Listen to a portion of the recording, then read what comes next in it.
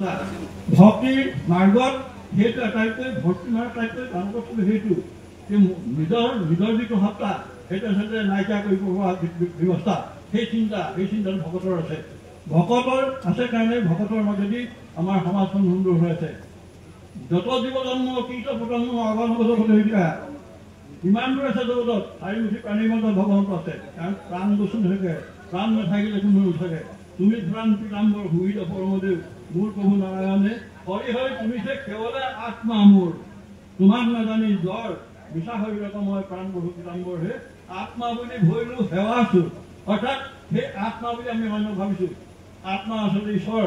আত্মা ঈশ্বৰসকলক প্ৰত্যেকে হাতত পায়, নাপায় জানা তাংক অবিদ্যা অবিদ্যা এটা মোৰ যিটো মহাচন্ন হৈ আছো মই ধন ঐশ্বৰ্য বিভূতি মটৰ গাড়ী মাটি বাৰী ধন সম্পত্তি এইবোৰ আমাক লাগে। এইবোৰ আচল অবিদ্যা। বিদ্যা নহয় এইটো, সেইটো বিদ্যা পৰা বিদ্যাৰ কাষলৈ লৈ যাব আমাক। সেই বিদ্যাই আমাক পৰা বিদ্যাৰ ফালে নিব। পৰা বিদ্যা কি? অৰ্থাৎ ঈশ্বৰক জনাটো পৰা বিদ্যা। ঈশ্বৰ এই মহাতত্ত্ব জনাটো পৰা বিদ্যা। অবিদ্যা কোনবোৰ? অপৰা বিদ্যা যিবোৰ আমাৰ ঐশ্বৰ্য বিভূতিৰ মোহত আমি যে পৰি আছো। এই যে আমাৰ যিটো অপৰা বিদ্যা বুলি কোৱা যায় লাগে লাগে লাগে এই যে ধাৰণাটো আমাৰ মানৱীয় যিটো ধাৰণা এইটো আমাৰ ধাৰণা এইটো আমাৰ চব লাগিব মোকে লাগিব চব। গান্ধীজী কোৱা মতে জগতখনত যিমানবোৰ বস্তু আছে এই গোটেই বস্তুবোৰে এইখন দেখা চাৰিমুখী প্ৰাণীৰ কাৰণে জোখাৰে আছে যে আমি বেছিকৈ ৰখাই থওঁ। গাড়ী এখনে হৈ 4খন 5খন লৈছোঁ। বজাৰ কৰিবলৈ এখন বেলেগে, স্কুলত মানে নাতিকেইটা পঢ়াবলৈ এখন বেলেগে, নিজৰ মানে অলপ ফুৰিবলৈ থাকিবলৈ বেলেগ এখন ভাল গাড়ী। এইটো ধেৰ গাড়ী ৰাখিছোঁ মই। এখন গাড়ী আমাৰ দৰকাৰ হয় ধেৰ ৰাখিছোঁ নেকি? কাৰণ আমি আচলতে সম্পদবোৰ লোপ কৰিছোঁ। সম্পদবোৰ মানে মই হাত কৰিছোঁ, মোৰ কৰিব খুজিছোঁ। মোৰ কৰিব খোজা যিটো বেয়া কথা। মোৰ কৰিব খোজা যিটো বস্তু মোৰটো আচলতে আই মি এণ্ড মাইণ্ড এই তিনিটা বস্তু আটাইতকৈ বেয়া বস্তু। এই তিনিটা মোৰ আৰু মোক which make a man a finite isolated creature.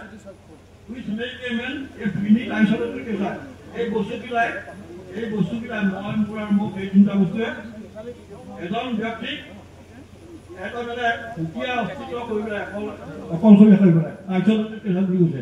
অকলশৰীয়া কৰি পেলাই লগ নাথাকে, তেওঁৰ লগত কোনো লগ নাথাকে, অকলশৰীয়া কৰি পেলাই তেওঁ। গতিকে মহাপুৰুষৰ শাস্ত্ৰ কৰিম, ভকতৰ লগত আমি নাম গাম, পাইঠা কৰিম। পাইঠা কৰাৰ পিছত মই কৰিলোঁ হ'ব কেনেকৈ হ'ব, মই ভকত কেনেকৈ হ'ম তেতিয়াহ'লে। গতিকে এই যে অকলশৰীয়া মই হ'ম তেতিয়া মই অকলশৰীয়া হ'ম। এই হেৰিয়াৰ পিছত অনুষ্ঠান এটা কৰিব খুজিছোঁ বা অকণমান সহায় কৰি দিয়ক, বৰ দিগদাৰ চলিছে এইবুলি ক'লে আছে মোৰ। কিন্তু মই দিগদাৰটো মই আগতে কৰিলোঁ। মই আগতে বোলে বৰ দিগদাৰ কৰিছোঁ প্ৰভু, বৰকৈ নক'ব। এই যে ধাৰণাটো আমাৰ এই ধাৰণাটো আমাৰ আচলতে মই ভকত যাম তেতিয়া। সেইখিনি সময়ত মই অৱগত হৈ গৈছোঁ। সেই চিন্তাটো যেতিয়া মোৰ মনলৈ আহিলে যে মোৰ পৰা অস্তিত্বত মই ৰখাই থৈছোঁ। মোৰ অস্তিত্বত মোক লগাই যিটো অস্তিত্ব, মোৰ যিটো অস্তিত্ব, মই বোলে যিটো অস্তিত্ব সেইটো ৰাখিছোঁ। মইতো কোনো নাই নহয়। মই বোলে বস্তু নাই, অস্তিত্ব নাই ইয়াত। গতিকে এই শাস্ত্ৰবোৰৰ যোগেদি আমাক শাসিত কৰিব লাগিব। শাস্ত্ৰই মানে শাসন কৰে। মোৰ মন মগজু শাসন কৰে শাস্ত্ৰই, মোৰ দেহ প্ৰাণ বুদ্ধিক শাসন কৰে মোৰ শাস্ত্ৰই। গতিকে এই শাস্ত্ৰবোৰ যদি সঁচা অৰ্থতে মোক শাসন কৰে তেতিয়াহ'লে মই দেখা বস্তুবোৰ ঐক্য সাধনাৰে ঈশ্বৰ তত্ত্বৰে চাবলৈ মই শিকিব লাগিব। মই তেওঁলোকৰ মাজত থকা ঈশ্বৰজন লিখিব লাগিব।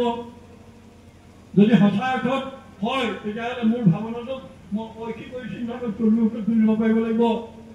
বেদনা ভৰা ভাৰাক্ৰান্ত কৰা এটা জীৱন মোক নালাগে। ভাৰাক্ৰান্তৰে ভৰা এটা জীৱন মোক নালাগে। পাৰ্থিৱ ভাৰাক্ৰান্তৰ ভৰা জীৱনটো আমাক নালাগে। ভকতে বিচাৰা নাই খালোঁ। ভকতে বিচাৰিছে তুমিয়েই মোৰ, তুমি কেৱল মাত্ৰ তোমাক মই আছোঁ, কেৱল মাত্ৰ মই নাই, মোৰ কোনো অস্তিত্ব নাই। এইটো কথা এটা ভকতৰ হ'ব লাগিব। হে কৃষ্ণ কৃষ্ণনাথ অখিলো হৰণে কামত হৰণ কৰিলোঁ। যিটো হৰণ আমাৰ গগৈ গুহে দিছে, যিটো ভজন আমাৰ গগৈ গুহে দিছে আমাৰ ভকতসকলক, হৰণ মন্ত্ৰত কি আছে, ভজন মন্ত্ৰত কি আছে? আচলতে আমি নিজৰ অস্তিত্ব আমাৰ নাই। অস্তিত্ব আমাৰ নাই। আমি আচলতে আমি নহয়, মই নহয়, জগতৰ ক্ষুদ্ৰকণিকা মই কেৱল মাত্ৰ মোক লৈ অকণমান সংসাৰখন গঠন কৰা হৈছে কেৱল মাত্ৰ যে মোৰ মন মগজু সমস্ত ভগৱানৰ ওচৰত বিলীন কৰিবৰ কাৰণে এটা প্ৰচেষ্টা। এই প্ৰচেষ্টা গোটেইখিনি আমাৰ আত্মোৎসৰ্গ কৰিব পৰা যিটো ক্ষমতা, সেইটো আমাক লৈ যাব লাগিব। গতিকে প্ৰভু সমস্ত এই কথাবোৰ আমি প্ৰতি মুহূৰ্তে মনত ৰাখিব লাগিব যে এই যে গুৰু গৌৰৱেৰে ভৰা মহাশাস্ত্ৰবোৰ আমাৰ মহাপুৰুষে দিলে, কীৰ্তন পুথিখন দিলে, আমাক কীৰ্তন পুথিখন দিলে। সেই কীৰ্তন পুথিখন আমি ঘৰত গোসাঁই ঘৰত কোৱা সময়তো সেৱা ভাগ কৰোঁ, প্ৰাৰ্থনা ভাগ গাওঁ, কীৰ্তন যাওঁ, মুখস্থ কৰোঁ, গাওঁ। বৰগীত দিছে আমাক, আমি গাওঁ। বৰগীতবোৰ ইমান ডাঙৰ গীত, ইমান হৃদয় স্পৰ্শ কৰা গীত, ইমান প্ৰাণৱন্ত সেই গীতবোৰে আমাক আচলতে কলাই পেলায়। শ্ৰোতাসকলো কলাই পায়, নিজে গাঁওকাজনেই কেৱল নহয়, নিজৰ অস্তিত্ব হেৰুৱাই পেলাই আচলতে প্ৰমূল্যৰে মানৱে প্ৰমূল্য তেওঁ ভৰি উঠে, চবচকীয়া হৈ উঠে তেওঁ। গতিকে সেইবোৰ গীত, যিবোৰ গীতৰ যদি আমি আচলতে আমাক অৰ্পণ কৰিব পাৰিছোঁ, মহাপুৰুষৰ সেৱাবোৰ সেৱা কৰি আমি সেৱাধন্য হ'ব খুজিছোঁ, সেইবোৰ গীত মহাপুৰুষে আমাক দি থৈ গৈছে।